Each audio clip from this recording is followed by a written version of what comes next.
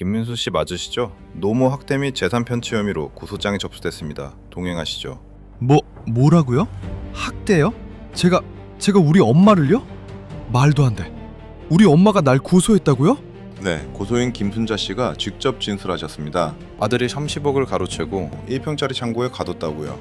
미쳤어? 내가 엄마한테 집을 준 게 아니라니까요. 합가한 거라니까? 같이 산 거라고요.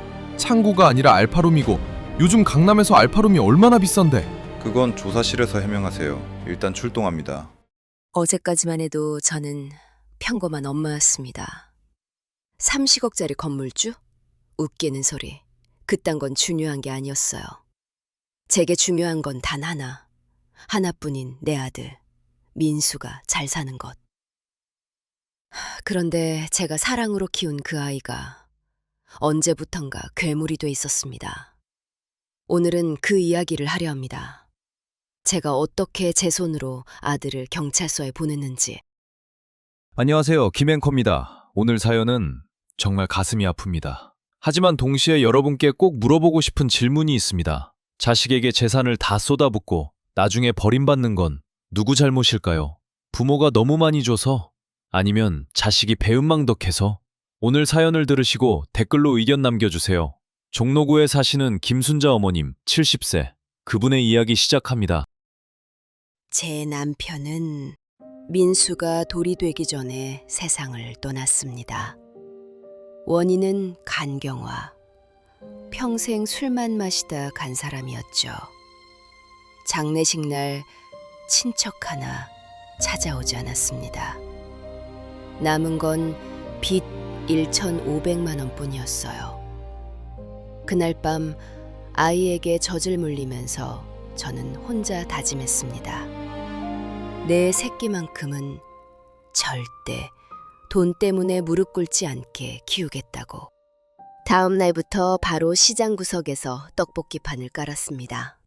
새벽 4시 얼음장 같은 물에 떡을 씻으며 하루를 시작했죠.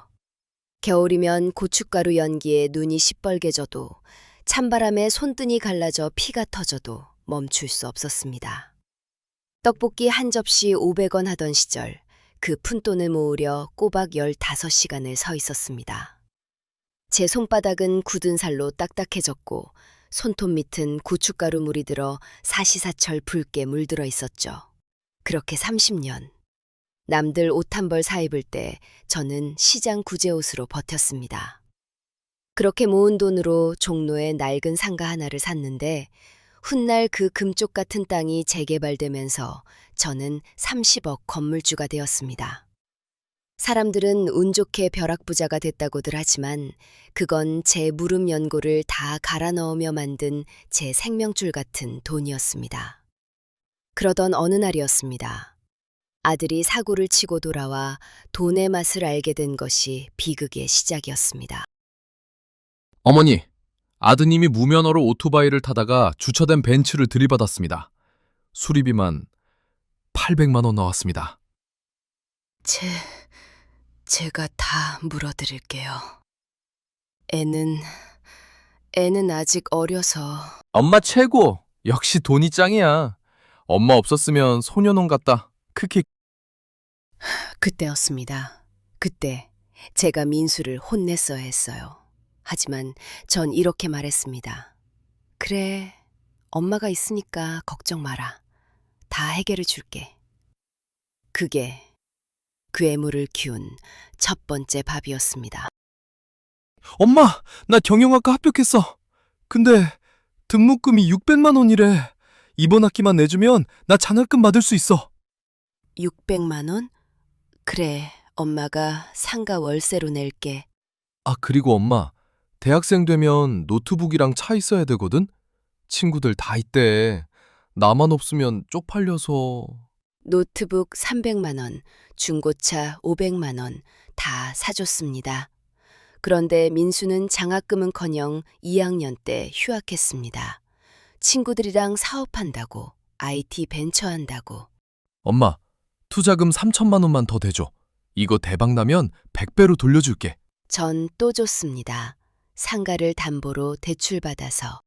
민수가 30대가 됐습니다. IT 벤처는 망했습니다. 빚만 5천만 원 남았죠. 제가 갚아줬습니다.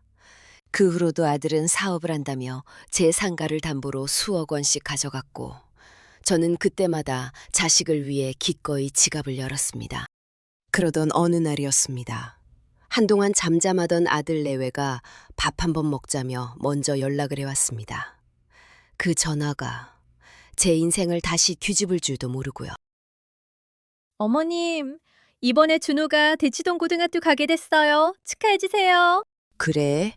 우리 손자 대견하네. 근데 지금 집에서 통학하면 안 돼? 어머님, 대치동이 얼마나 먼데요. 애가 새벽 5시에 일어나야 된다고요. 그리고 사실은 말씀드릴 게 있어요. 민수 씨 공장이 요즘 어려워서 전세 보증금 빼야 될 것 같아요. 아니야, 여보. 엄마한테 그런 걱정 끼쳐드릴 수 없어. 당신은 가만히 있어요. 어머님, 이참에 어머님 사시는 집 정리하시고 30억 하는 어머님 상가 건물을 담보로 대출 좀 더 받아서 대치동에 아파트 하나 장만하는 게 어때요? 이 건물이 어떤 건물인데. 내가 떡볶이 한 접시 팔아 한 푼 두 푼 모아 만든 내 목숨 같은 곳이다. 이걸 담보로 대출을 그렇게 많이 받는 건 위험하지 않니? 어머님, 이제 시장 바닥 고생은 잊으세요. 대치동 큰 아파트에서 사모님 소리 들으며 사셔야죠. 합가하시면 어머님도 아내로 오시고 준호도 할머니 모시고 효도도 배우고 그리고 민수 씨 공장도 숨통 트이고 일석삼조잖아요, 어머님. 그래도 어차피 나중에 민수 씨한테 상속하실 거 아니에요. 지금 쓰나 나중에 쓰나 똑같은 거예요. 그리고 솔직히 어머님 연세가 혼자 사시기엔 위험하잖아요. 그 말에 가슴이 철렁했습니다. 늙었으니 혼자 살 수 없다. 맞는 말이었습니다. 제 다리는 이미 계단을 오르기 힘들었고, 하지만 그보다 더 무서운 건 며느리 눈빛이었습니다. 엄마, 정 부담스러우시면 나중에 해도 돼요. 제가 어떻게든... 당신은 가만히 있어요. 어머님이 결정하실 일이잖아. 알았다. 그렇게 하자. 얼마 후 부동산 중개업소에서 저는 30년 피땀의 결실을 아들의 이름으로 넘겨주는 도장을 찍고 말았습니다. 어머님, 여기 포괄 위임장에 도장 찍으시면 됩니다. 아드님 명의로 매매 진행하시는 거죠? 잠깐, 이게 뭐야? 포괄 위임장? 그건 절차상 필요한 거예요. 어머님 집 하시고 저희 전세 빼서 합치려면 민수 씨 이름으로 일괄 처리하는 게 세금도 절약되고 빨라요. 그래도 내 집인데 내 이름으로 사면 안 돼? 엄마, 괜찮아요. 어차피 같이 사는 건데 이름이 뭐가 중요해요? 어머님, 매물 나가요. 대치동 좋은 아파트는 금방 나가거든요. 오늘 계약하셔야 해요. 지금 돌이켜 생각하면 그때 제 손이 떨렸습니다. 무언가 잘못됐다는 걸 본능적으로 느꼈던 거죠. 제 인생이 담긴 30억 건물의 관리권과 제가 살던 집을 정리한 현금까지 그렇게 아들 이름으로 넘어갔습니다. 대치동 40억짜리 새 아파트에 들어서는 기쁨도 잠시, 이사날 제 삶의 흔적들이 먼저 버려지기 시작했습니다. 아줌마, 이 자개장 어디다 놓을까요? 그거 처분하세요. 뭐? 그게 무슨 소리야? 어머님, 죄송해요. 근데 저게 너무 낡아서 새 아파트 인테리어랑 안 맞아요. 그리고 준호 비염이 심해서 헌가구는 안 돼요. 이게 30년 쓴 물건인데 이 안에 내 추억이 다 들어있다고! 엄마, 미안해요. 공간이 좀 부족해서 나중에 더 좋은 거 사드릴게요. 자개장은 그날 밤 아파트 분리수거장에 버려졌습니다. 비를 맞고 있는 자개장을 보며 전 알았어야 했습니다. 다음은 내 차례라는 걸. 이사 정리가 끝나고 저는 제가 머물 방을 보고 경악했습니다. 민수야, 내 방은 어디냐? 엄마, 그게... 어머님, 여기요. 알파룸이라고 요즘 대세거든요. 시스템 에어컨에 조명까지 다 있어요. 아늑하죠? 이게 뭐야? 창고잖아. 30년 동안 고춧가루 연기 마셔가며 30억 상가 일궈서 40억짜리 아파트 사준 내 방이 고작이 창고란 말이냐? 아니에요. 요즘 강남에서는 알파룸이 VIP룸이에요. 여기 얼마나 비싼데요. 방이 3개라며. 안방은 너희가 쓰고 건넌방은 준호가 쓰고 그럼 나머지 한 방은?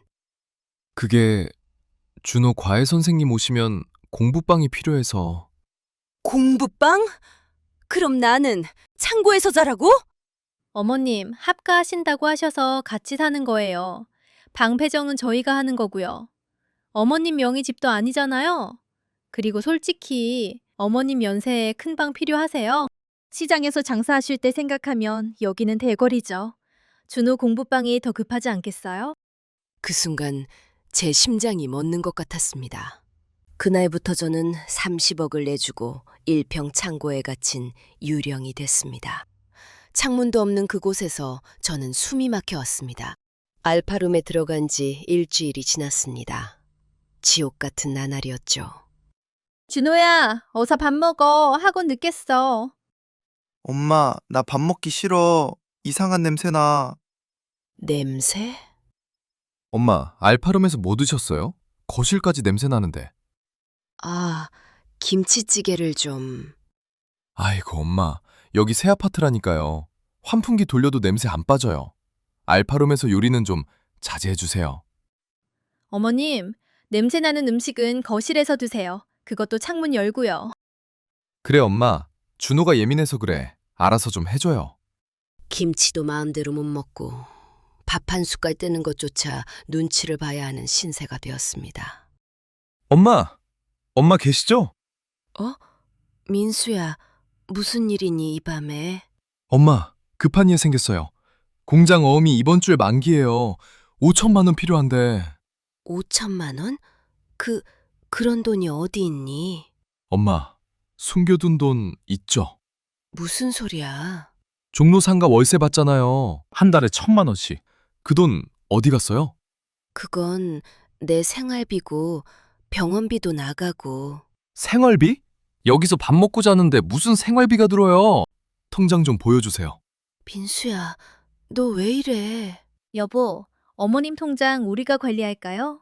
어차피 나이 드시면 관리 어려우실 텐데. 그래, 엄마, 통장 좀 주세요. 제가 관리할게요. 안 돼.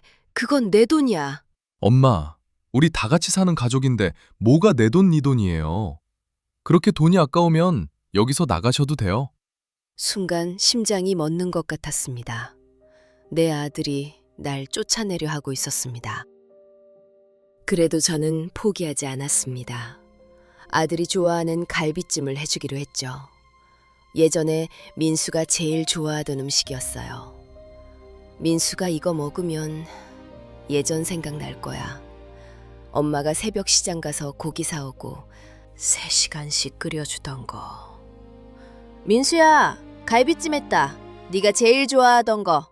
아, 네. 어머님, 이거 언제 만드신 거예요? 오늘 새벽부터 끓였어. 고기도 시장 가서 좋은 걸로 골라왔고. 엄마, 이거 냄새 좀 심한데요? 거실에 냄새 다 배었어요. 그래도 맛있을 텐데. 할머니, 전 안 먹을래요. 냄새 역겨워요. 엄마, 제가 몇 번을 말씀드려요? 알파룸에서 요리하지 말라고. 여기 새 아파트라니까요. 벽지에 다 냄새 배어요. 민수야, 네가 좋아해서. 예전에 네가 그렇게 맛있다고. 예전이 언제 돼요? 전 이제 이런 거 안 먹어요. 냄새나고 기름지고 건강에도 안 좋고. 여보, 어머님 마음은 고마우니까 그냥 한 입만. 아니야, 못 먹겠어. 치워요, 엄마. 치우라고? 네, 냄새나니까 얼른 치우세요. 그리고 앞으로 이런 거 하지 마세요. 알파룸으로 돌아와 갈비찜을 보며 울었습니다. 3시간을 끓인 이 음식이 쓰레기통에 들어갈 운명이었습니다. 그보다 더 아픈 건 아들의 눈빛이었습니다. 그 눈에는 사랑이 없었습니다. 아들 눈치 보느라 숨소리조차 크게 내지 못하고 유령처럼 지내던 어느 날이었습니다. 제 오랜 친구 영숙이가 제가 대치도우로 이사했다는 소식을 듣고 찾아왔습니다. 순자야, 나왔어. 어머, 영숙이 어떻게 왔어? 야, 대치동 이사했다며. 부럽더라. 집 구경 좀 시켜줘. 아, 그게... 어머님, 누구세요?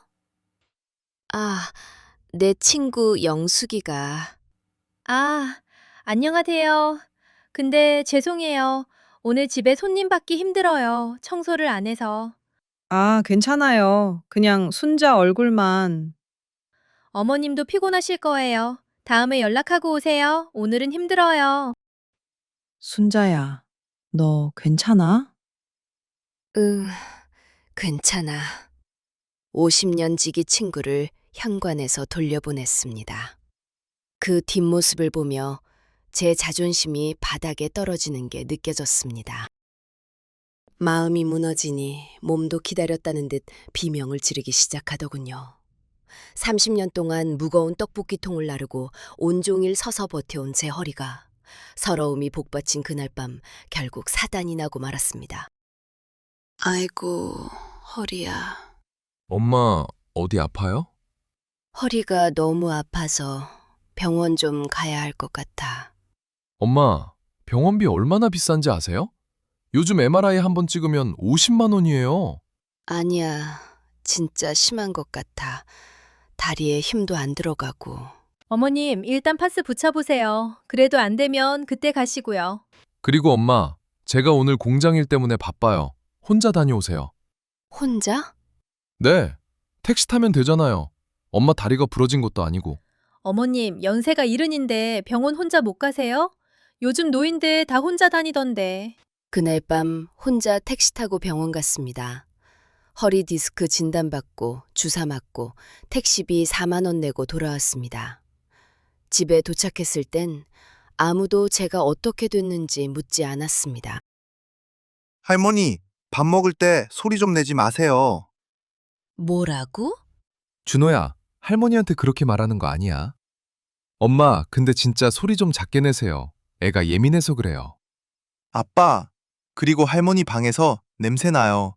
친구들 안 온대요.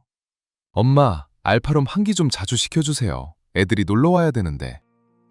어머님, 사실 말씀드릴 게 있어요.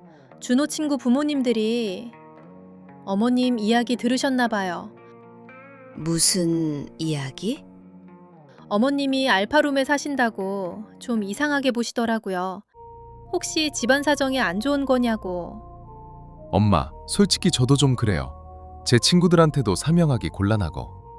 내가 민망해? 그게 아니라 대치동이 어떤 동네인데요? 다들 아파트에서 어떻게 사는지 관심 많아요. 어머니는 어디 계시냐고 물어보면 뭐라고 대답해요? 알파룸에 계십니다? 그럼 다들 이상하게 봐요. 그 순간 깨달았습니다. 이 집에서 저는 사람이 아니었습니다.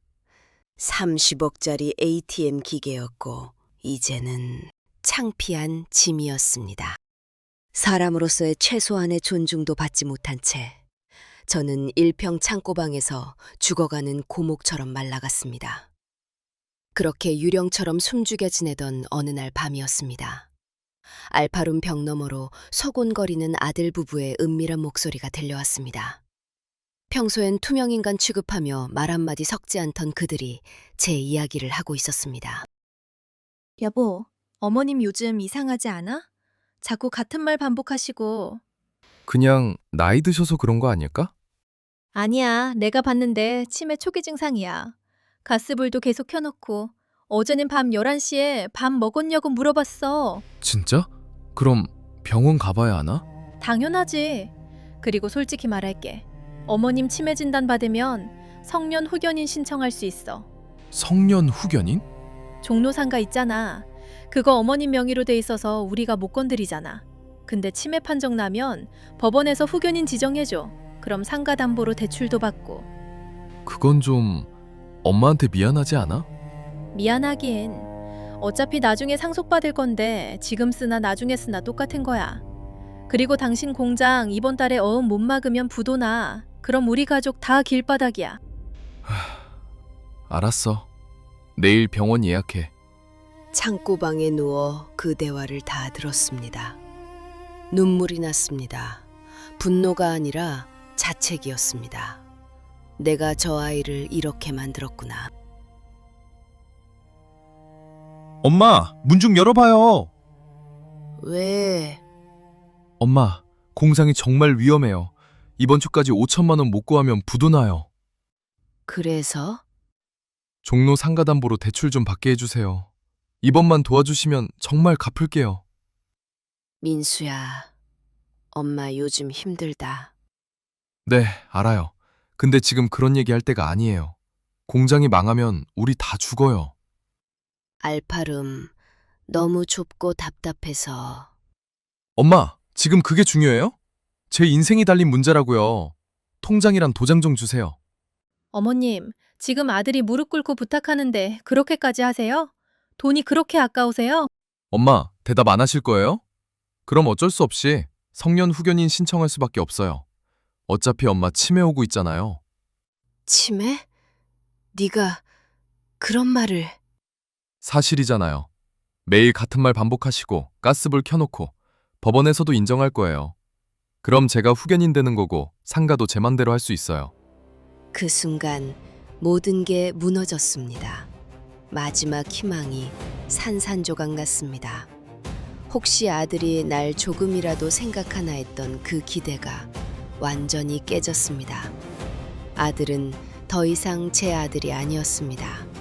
그저 돈만 보는 괴물이었습니다. 그날 밤 알파룸 바닥에 누워 천장을 봤습니다. 창문도 없는 1평짜리 감옥. 김치도 못 먹고 친구도 못 만나고 병원도 혼자 가고 손자한테 창고 할머니로 놀림받는 인생. 순간 머리가 하얘졌습니다. 분노가 폭발했습니다. 내가 뭘 잘못했어. 내 돈으로 집 사줬더니 창고에 처박아 놓고 나 혼자 강남에 오피스텔 사서 편하게 살 수 있었어. 내가 왜 이런 대접을 받아야 돼? 내 새끼한테. 내가 낳아준 내 새끼한테. 그리고 결심했습니다. 이대로는 안 된다고. 이놈들한테 당하고만 있으면 안 된다고. 내가 움직여야 한다고. 준호야, 학교 안 가니? 어머님, 지금 일요일이에요. 일요일? 아, 그래. 내가 깜빡했네. 가스불은 껐나? 문은 잠갔나? 여보, 봤지? 내일 병원 가자. 치매 환자 흉내를 냈습니다. 밥을 먹었는지 물어보고 불 껐는지 확인하고 방에서 비틀거렸습니다. 놈들은 신이 나서 요양병원 팸플릿을 모으기 시작했죠. 하지만 놈들은 몰랐습니다. 제가 그 시간에 무얼 하고 있었는지. 여사님, 정말 이렇게 하시겠습니까? 아드님과 완전히 등지는 겁니다. 그래야 합니다. 30년 동안 내 새끼를 업고만 다녔더니 혼자 걷지도 못하는 바보가 됐어요. 알겠습니다. 그럼 종로상가 건물을 부동산 관리 신탁으로 묻겠습니다. 소유권은 신탁회사로 넘어가고 수익은 여사님께만 나갑니다. 사후에는 유언대로 사회에 환원됩니다. 아드님은 한 푼도 못 받습니다. 그렇게 해주세요. 그리고 아드님 접근 금지 가처분도 신청하시겠습니까? 네, 제가 먼저 연락하기 전까진 제 앞에 나타나지 못하게 해주세요. 제 마지막 무기를 꺼내 들었습니다. 아들을 죽이기 위함이 아닙니다. 아들을 살리기 위해서입니다. 뭐라고요? 대출이 안 된다니요? 죄송합니다. 김순자님. 명의 건물이 신탁 처리되어 담보 설정이 불가능합니다. 신탁? 우리 엄마가 치매인데 무슨 신탁을 해요? 저희가 확인한 바로는 변호사 대동하시고 정신이 또렷한 상태에서 계약하셨습니다. 그리고 아드님 앞으로 접근 금지 명령도 나왔네요. 접근 금지? 뭐? 시어머니가 미쳤어? 하나뿐인 아들한테 접근 금지를 해? 그날 아들 부부는 집으로 돌아와 제 방문을 두드렸습니다. 하지만 저는 문을 열어주지 않았습니다. 엄마, 문 열어. 우리 얘기 좀 해. 엄마가 날 죽이려고? 민수야, 이제 끝이다. 넌 이제 혼자 살아야 해. 당신 때문에 우리 다 죽어. 부도 났어, 부도. 미안해. 내가 엄마를 설득할게. 설득? 접근 금지당한 주제에? 나 못 참아. 이혼하자. 뭐라고? 준호 데리고 친정 갈 거야. 당신 빚더미에 안재 판국에 무슨 살은 타령이야? 나 젊을 때 다시 시작할래. 수진아, 제발. 나한테 준호는 있어야 돼. 양육권? 당신이? 법원에서 어떻게 받아? 빚쟁이가? 여기 도장 찍어. 깨끗하게 끝내자. 며느리는 빨랐습니다. 돈 냄새가 사라지자 가장 먼저 배를 버렸죠. 부도가 나고 아들은 고시원으로 들어갔습니다. 저는 매일 밤 아들이 사는 고시원 앞을 서성였습니다. 2층 창문에 불이 켜지면 저는 차 안에서 그걸 바라봤습니다. 좁아. 진짜 미치겠네. 이게 뭐야? 유통기한 임박 상품이라고 할인받은 거. 이걸 먹고 사네. 목구멍이 안 넘어가. 수진이가 가져간 통장에 3천만 원 있었는데 나는 여기서 1,000원짜리 라면 먹고 있어. 엄마도 날 버렸어. 하나뿐인 아들인데 접근 금지를 내리다니. 나한테 뭘 바래? 내가 뭘 잘못했어? 내 돈 챙기려는 게 잘못이야? 엄마가 먼저 주겠다고 했잖아. 아니야. 내가 미친놈이지. 수진이가 떠나던 날 알았다. 나를 조건 없이 사랑해준 여자는 세상에 단 한 명뿐이었다는 걸. 바로 우리 엄마. 엄마, 내가 버린 건 갈비찜이 아니라 엄마 마음이었네. 내가 그 30억 상가보다 더 비싼 엄마 인생을 쓰레기통에 쳐넣었어. 나 같은 놈은 엄마라고 부를 자격도 없어.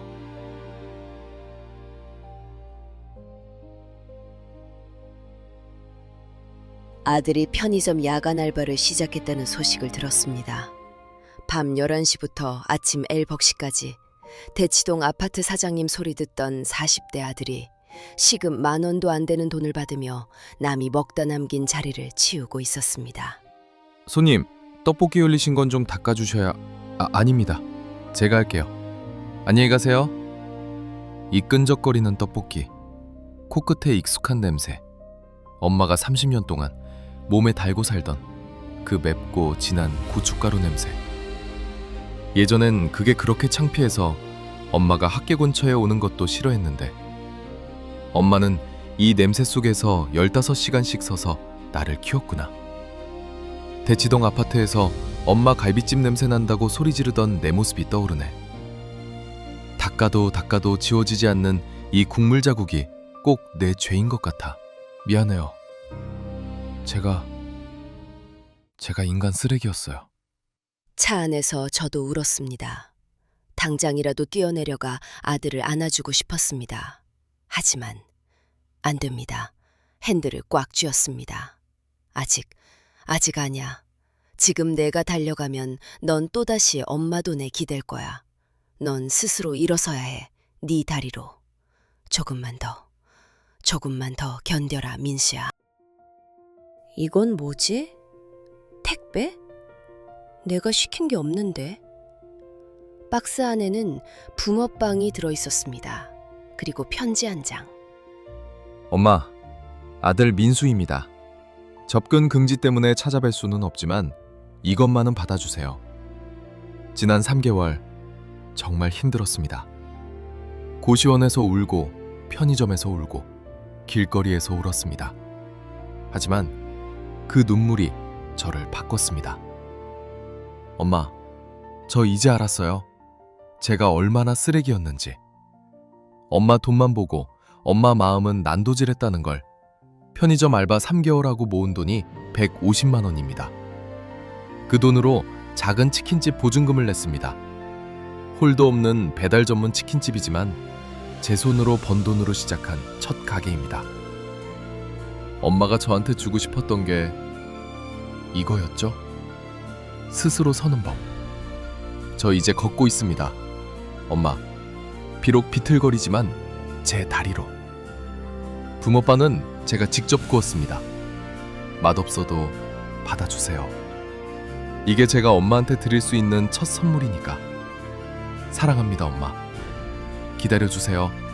제가 사람 되어서 찾아뵙겠습니다. 편지를 읽고 붕어빵을 한 입 베어 물었습니다. 팥소가 너무 달았습니다. 하지만 제 인생에서 가장 맛있는 붕어빵이었습니다. 그래 민수야, 천천히 와라. 엄마는 여기서 기다리마.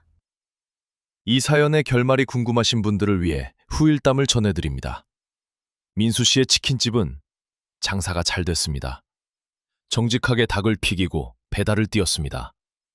1년 만에 대출을 다 갚고 두 번째 가게를 냈습니다. 엄마, 나왔어요. 민수야. 엄마, 오늘 제가 직접 만든 치킨 가져왔어요. 우리 가게 신메뉴예요. 그리고 이거 제 가게 통장이에요. 3천만 원 모았어요. 민수야. 이제야 조금 이해할 것 같아요. 그게 얼마나 큰 돈인지, 그걸 모으려고 엄마가 얼마나 고생하셨는지. 3천만 원 모으는데 1년 걸렸거든요.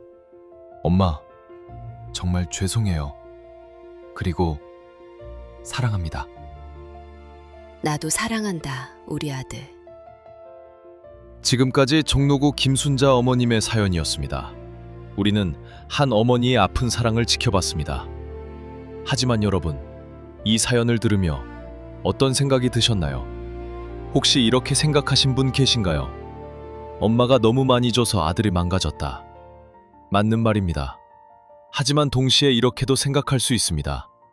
40살 먹은 성인이 엄마 탓만 하다니 한심하다. 이것도 맞는 말입니다. 정답은 없습니다. 부모와 자식의 관계는 누가 옳고 그른지 칼로 자를 수 없으니까요. 다만 확실한 건 하나입니다. 순자 어머님은 아들을 버린 게 아니라 아들을 살렸습니다. 때로는 손을 놓는 것도 사랑입니다. 때로는 외면하는 것도 사랑입니다. 여러분은 어떻게 생각하십니까? 댓글로 의견 남겨주세요. 순자 어머님이 잘한 걸까요? 아니면 너무 독했던 걸까요? 자식 문제로 밤잠 설치시는 분들, 오늘 이 사연이 작은 위로가 되었기를 바랍니다. 지금까지 김앵커였습니다. 다음 주에 또 만나요.